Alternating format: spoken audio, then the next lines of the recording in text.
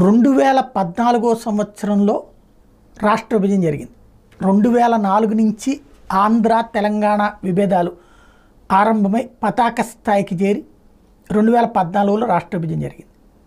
ఈ విభజన ఉద్యమాల్లోనూ తెలంగాణ వాళ్ళు యాక్టివ్ ఉత్సాహంగా ఉన్నారు, ఆంధ్ర వాళ్ళు తిట్టుకుంటూ కూర్చున్నారు. ఫైనల్గా తమ రాష్ట్రం తాము సాధించుకున్నారు తెలంగాణ వాళ్ళు పూర్తి యాక్టివ్. 2014లో ఇచ్చిన కాంగ్రెస్ కంటే కూడా తెచ్చినటువంటి కేసీఆర్ని అధికారంలోకి తెచ్చారు, అత్యవసర మార్కులతో తెచ్చారు.